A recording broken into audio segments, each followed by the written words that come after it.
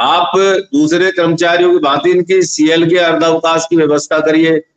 और मैं तो कहता हूँ कि हमारी बेसिक शिक्षा नियमावली में ऑनलाइन उपस्थिति, यानी आप अपने कार्यालय में उपस्थिति जाकर के चेक कर लीजिए ना कि आपकी उपस्थिति ऑनलाइन अगर कर दे तो आपके कितने लोग समय से उपस्थित होंगे। अब 8:01 पर आप विद्यालय में जा रहे हैं, 8:02 पे विद्यालय में जा रहे हैं, पूरा दिन आप काम करें, आपको ऑनलाइन में अनुपस्थित दर्शाया जा रहा है, तो आपका मन क्या करेगा ऐसी स्थिति में? तो मैं मानता हूं कि पूर्णतः अव्यावहारिक आदेश है और माननीय महानिदेशक महोदय जी का सब पुनर्विचार करना चाहिए। इसको जिद्दी स्वभाव को छोड़ना चाहिए। अभी जैसा साई जी कह रहे थे कि वो दूसरों के इशारे पर काम कर रहे, मुझे नहीं लगता। बहुत सुलझी और बहुत सम्मानित और बहुत संजीदा अधिकारी हैं, वो स्वयं भी निर्णय लेने में सक्षम है। वो ये सोचे कि विभाग को हमें कैसे बेहतर तरीके से चलाना है। आप महसूस करते हैं, आप घर के बच्चे पर रोज डंडा उठाइए, उसको रोज उत्पीड़न करिए, देखो कितना काम करके आपको देगा, वो महसूस कर ले तुझे तो पिटना ही पिटना। जब तेरी रोज ही पिटाई होनी तो पीट भाई, वो चितकुट हो जाएगा और चितकुट होकर के वो काम नहीं करेगा, फिर वो उल्टे ही रास्ते पे चलेगा। अब अगर यदि महानिदेशक महोदय समझते तो बेसिक से वो चाबुक चला करके इस बेसिक शिक्षा का उन्नयन करवा के बिल्कुल इसे अमेरिकी पैटर्न पे या इंग्लैंड के पैटर्न पे लाकर खड़ी कर देंगी, तो ऐसी उनकी बहुत बड़ी भूल है।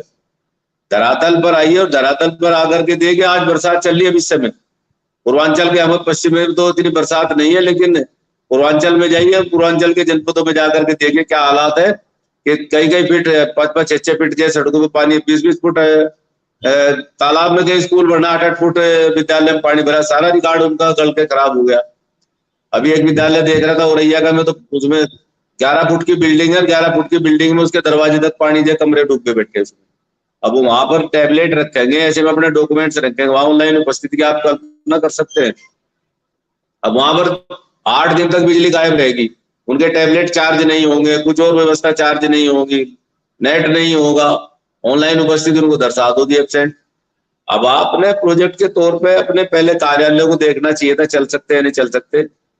बेसिक शिक्षा के विद्यालयों का भौगोलिक अध्ययन आपको करना चाहिए बैठ करके कि उनकी भौगोलिकता क्या है, किस प्रकार की स्थिति में उनको बल्कि उनको फ्री हैंड करना चाहिए। मैं तो कहता हूँ कि फ्री हैंड अगर ये शिक्षक को कर दें, आप तमाम गैर शैक्षणिक कार्य पूरे करते हैं, उन्होंने कहा कि हमें आपसे केवल ये चाहिए कि आप बच्चों को पढ़ाएं और एक अच्छा आउटपुट देकर दिखाएं। तो मैं मानता हूं कि मेरा शिक्षक समाज इतना बहादुर और इतना कर्मठ शिक्षक समाज है कि वो आपको पुनः उसी व्यवस्था में ला करके खड़ा कर सकता है। और आज भी मैं चैलेंज के साथ कह सकता हूं कि आप जो संस्कार और जो शालीनता और जो व्यवहार कुशलता हमारे बच्चे में मिलेगी विद्यालय में पढ़ने वाले में, और जो गंभीरतम जानकारी वो विषय की वो रख पाएगा बच्चा। कॉन्वेंट विद्यालय के बच्चे को बराबर बैठा लीजिए, आप टीचर को चोर साबित करने पे लग रहे। 5,000 जी सर, 5,000 और 25,000 रुपया देकर के आप उसे 50,000 1 लाख रुपए का काम करवाने के बाद भी अगर उसको एक अच्छा कायाकल्प में विद्यालय को एक भौतिक वातावरण आपको प्रस्तुत करने के बाद भी अगर उसके प्रति ऐसी मानसिकता आप रख रहे हैं, तो मैं मानता हूं कि आप कतई गलत है। और संगठन की तरफ से बिल्कुल 100 के 100% इसका बहिष्कार रहेगा। ऑनलाइन उपस्थिति हम किसी सूरत में नहीं देंगे, ना ही हम अपने बच्चों को देंगे। बच्चों के लिए भी इजाजत है कि किसी के बच्चे के हम उसके माँ बाप की इजाजत के बिना उसका फोटो लेकर के उसको हम ऑनलाइन नहीं कर सकते किसी भी हालत में। मैं पुनः आपका आभार और व्यक्त धन्यवाद करना चाहूंगा कि आपने इस मुद्दे को उठाया। मनोज जी, राजकुमार जी नाराज हैं कि मैं किसी की बच्चे की फोटो क्यों भेज दूं। मैं इन सब मुद्दों पर खुल के राय रख रहा हूं कि मैं किसी के बच्चे की एक बड़ी समस्या है, बच्चा नाबालिग है और नाबालिग की फोटो नहीं, मैं अपनी क्यों दूं, मैं अपना ही क्यों दूं। मेरी सेवा शर्तों में ये कहीं नहीं लिखा है कि मैं अपना फोटो दूंगा। महिलाएं अपनी फोटो क्यों देगी भाई, क्या मतलब इस चीज का? क्या आपका ये जो सिस्टम है क्या इतना अपग्रेड और अपडेट है कि इससे कहीं कोई डाटा चोरी नहीं हो सकता, कहीं इसका दुरुपयोग नहीं हो सकता? अवहेलना होगी। सुप्रीम कोर्ट ने कहा है कि किसी भी माइनर का फोटो आप बाहर नहीं भेज सकते हैं। सर देखिए, अब आप महसूस कर सकते हैं कि जो सिस्टम ये अपग्रेड कर रहे हैं, क्या उसमें ये संभावनाएं नहीं है कि इनके फोटो कहीं वायरल हो सकते हैं, कोई चोरी हो सकती है इसकी डाटा की? और मैं तो पुनः अनुरोध करना चाहूंगा कि आप इस व्यवस्था को एक तरफ रखिए और सीधा अपने पुराने जो पैटर्न पाइए, अपने अधिकारियों को लगाए निरीक्षण करके, जो पूरा दिन ऑफिस में बैठ करके सब पूरा दिन उल्टे सीधे चाबुक चलाने का काम करते हैं। कौन मना कर रहा है उनको निरीक्षण करने से? आप निरीक्षण करिए धड़ल्ले से। राजकुमार जी, मनोज जी की बात सुन लें। हाँ सर, मैं क्षमा चाहूंगा, मैं इस समय अपने बड़े भाई को लेकर के हॉस्पिटल में हूँ और थोड़ा साइड में बैठ करके वहीं से लाइव में जुड़ा हूँ। और ठीक, जी जी, शुक्रिया, बहुत बहुत धन्यवाद। ठीक है मनोज जी। देखिए सर, कई बिंदुओं पर चर्चा हुई है। ऑनलाइन ये करना तो कदापि उचित नहीं है किसी भी कीमत पे। इसको हम लोगों ने विद्यालयों में झेला भी है। हमको तो एक डैशबोर्ड बनवाना था शिक्षक का, हम उसमें फोटो नहीं लगा पाए, इसलिए कि मेरे स्टाफ में 10 तो महिलाएं। एक बार उनसे कह दिया, 2 बार कह दिया, फोटो नहीं आया, हमने बनवाया ही नहीं। उसके लिए मेरे ऊपर कार्रवाई हुई है। क्या किया जा सकता है? अब वो कहेंगे, ऐसी ऐसी बातें कहते हैं कि वो संभव, एकदम कदापि संभव नहीं। ये पूर्ण रूपेण अव्यावहारिक है, इसको बंद करना चाहिए। विषय केवल ये है कि अगर ये चाहते हैं कि शिक्षा व्यवस्था चले, तो पहले तो अपना नरेटिव। नमस्कार साथियों, स्वागत है आप सभी का आज की इस नई वीडियो में। ये वीडियो आप सभी शिक्षा मित्र साथियों के लिए बेहद ही महत्वपूर्ण होने वाली है। हाल ही के अंदर की कुछ खबरें हैं जो कि इस वीडियो के माध्यम से आप सभी के बीच में साझा करेंगे। सभी साथियों से एक अनुरोध है, वीडियो को आप पूरा देखें। चैनल को अभी तक आपने सब्सक्राइब नहीं किया है, तुरंत ही इसे आप सब्सक्राइब भी कर लें। अब चलते हैं अपडेट पर। जो बना रखा है उसको बदलना। शिक्षक कभी भी चाबुक से नहीं चलेगा। हम लोगों ने बहुत हार्ड हेडमास्टर भी देखे हैं, बहुत सॉफ्ट हेडमास्टर देखे हैं, तमाम स्कूल देखे हैं, तमाम इंटर कॉलेजेस देखे हैं। चलता वही है जहां सेंटर हेड के अंदर दम होती है और चलाने की कला होती है। आप हेडमास्टर को सबसे वीक साबित करना चाहते हैं, सबसे कमजोर कर देते हैं, और फिर आप कहते हैं व्यवस्था चले। अभी शाही जी बात कर रहे थे, मैं तो तमाम ऐसे विद्यालयों को जानता हूं। मेरे जनपद में 500 ऐसे अच्छे विद्यालय जो ट्रेंड करते थे, 500 प्लस की छात्र संख्या रखते थे, उनको अधिकारियों की मिली भगत से बर्बाद कर दिया गया। उसके ठीक बगल में 20 मीटर पे, 50 मीटर पे, 100 मीटर पे फटाफट जो है इंग्लिश मीडियम स्कूल को मान्यता दे दी गई। एनईपी की आड़ में सरकार के इंग्लिश मीडियम स्कूलों के ऊपर हिंदी मीडियम में नाम लिखवा दिए गए। बच्चों के अंदर मैसेज दे दिया गया कि यहाँ हिंदी मीडियम में पढ़ाई होगी। बच्चे चले गए मांटेसरी। ये आप मिलाना चाहेंगे तो एक एक बच्चे का जो पंजीयन संख्या होता है, रजिस्ट्रेशन संख्या होता है, उससे मिल जाएगा कि वो बच्चा किस स्कूल से किस स्कूल में गया है।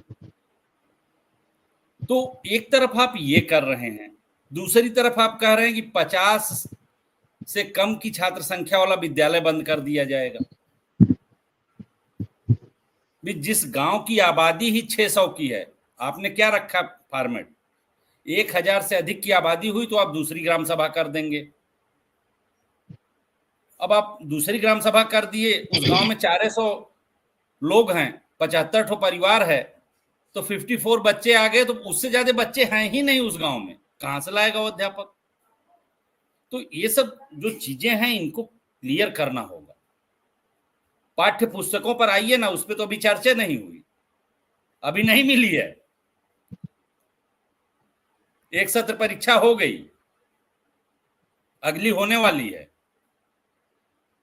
तो इन चीजों पर ध्यान, आप केवल क्या करना चाह रहे हैं?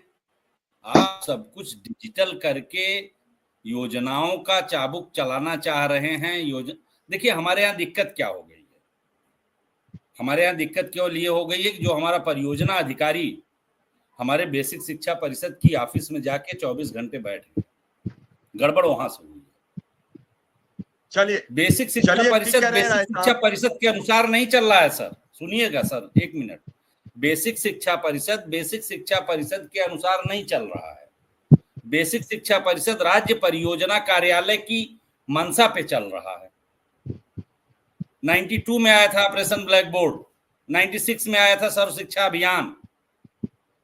ये सब परियोजना के कार्यक्रम आते हैं, इनके तमाम कार्यक्रम होते हैं।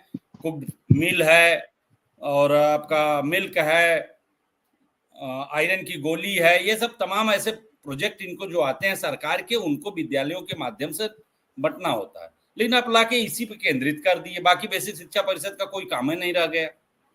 परीक्षा कब होगी कोई पता नहीं, पेपर कैसे बनेगा कोई पता नहीं। आजमगढ़ में पेपर छपा नहीं, अयोध्या से पेपर आके बटा, मऊ से पेपर आके बटा। इन पे आप काम नहीं करेंगे। पुस्तक आई ही नहीं, पुस्तक की कोई हिसाब किताब, ये काम नहीं होगा। काम क्या होगा? परियोजना का काम होगा। तो पहले तो जो सबसे ज्यादा जरूरी है, जो शाही सर ने भी इंडिकेट किया है, चौधरी साहब ने भी इंडिकेट किया है, हमारे जो विशेष सचिव को बना दिया इन्होंने डीजी, उनको ले आए अपने शासन में, बापू भवन में बिठाएं और यहाँ बैठ के अपना काम करें। और हमारे डायरेक्टर को स्वतंत्र प्रभाव से कार्य करने दें, हमारे सचिव को स्वतंत्र प्रभाव से कार्य करने दें, उस पर न थोपें। और जो भी इनकी योजना है, योजना को आपको लागू कराना, आपके पास लेखपाल है, आपके पास ग्राम सेक्रेटरी है, उसके माध्यम से आप कराइए। जी मैं विनय सिंह जी से अंतिम कमेंट लूंगा। विनय सिंह जी, कैसे इस पूरे मामले पर सरकार से बातचीत करके इस पर समाधान निकाला जाए? मिश्रा जी, सरकार से जो बात करनी थी मंडे को, हमारी जो महिलाओं की टीम, मैंने महानिदेशक के पास, जो कि महानिदेशक में महिला है, उनके पास हमारी टीम जाके बात करेगी। 10 तारीख को शिक्षा मंत्री आ रहे लखनऊ, मैंने पता किया था, बात की थी। 10 तारीख में खुद उनसे बात करूंगी इस विषय पर, विधिवत उनको समझाऊंगा अभी ये सारी बातें। और एक बात मिश्रा जी और है कि हमने ये देखा है कि जैसे एक अंग्रेज लोग कहते थे कि फूट डालो राज करो, वही हाल हमारे उसमें चल रहा है। हमारे संगठन बेसिक तमाम हो गए हैं। आज हमारे कई लोगों के फोन है बड़े बड़े संगठनों के, मैंने कहा सब यूनाइट हो, और जिसको संयोजक बनना, जिसको अध्यक्ष बनना, वो करे। सब इस मुद्दे पर सब यूनाइट हो कि समस्या सबकी है ना, और उन सब चीजों से अलग हटो और सब एक साथ यूनाइट होकर जो निर्णय ले लो, हम सब लोग मानने को तैयार हैं, और एक साथ जो निर्णय लेना वो करो। होता क्या है कि जैसे अभी आप देखिए, एक बीओ के साथ कुछ हो जाए, सारे बीओ जितने ब्लॉक एजुकेशन ऑफिसर पूरे प्रदेश के सब एक हो जाए। किसी बीएसए के साथ इनका संगठन सब एक हो जाएगा और पूरा बहिष्कार करने की चेतावनी। शासन के ऐसे ही है तमाम सब, मगर शिक्षकों का जो संगठन है वो कमी हमारी है कि मैं चाहता हूं, मैं प्रयास कर रहा हूं, पुराने लोग पड़े हुए हैं, जिनका भी मनोज जी ने जिक्र किया भी था कि पुराने लोग पड़े हुए हैं, तो उन लोगों को मैंने संदेश भी भेजा, हमने भैया अब तो आ जाओ, अब तो स्थितियां इतनी वो हो गई हैं, अब तो सब एक होकर इसके लिए लड़ाई लड़ दी जाए। अब ये मैसेज भेजा है, कल तक देखिए उस मैसेज में क्या क्या होता है। बहरहाल जो हमने संगठन की ओर से तय किया है कि मंडे की शाम को महानिदेशक से मिलना है हमारी टीम को, और 10 तारीख को शिक्षा मंत्री आ रहे हैं, उनको समझाएं कि सर हकीकत ये है और इसमें ये दिक्कतें होंगी, कैजुअलिटियां हो सकती हैं, दिक्कत बढ़ेगी, तो इसलिए जो ये अव्यवहारिक आदेश से जो है थोड़ा सा इसके ऊपर आप निर्णय लें। मिश्रा जी, चलिए, बिल्कुल आपने ठीक कहा कि सरकार को एक बार विचार करना चाहिए और ऐसे मुद्दों से शिक्षा का स्तर नहीं बनेगा। हालांकि शिक्षकों में नाराजगी जरूर बढ़ेगी जब तक उन्हें सभी संसाधन उपलब्ध न कराएं, नए फरमान न जारी करें। पहले सिस्टम को सुधारें, फिर व्यवस्था को सुधारें। पहले सिस्टम नहीं सुधारा, व्यवस्था सुधारने पे जुटे हुए तो मुझे नहीं लगता कोई बड़ी कामयाबी मिलेगी। आज विनय सिंह जी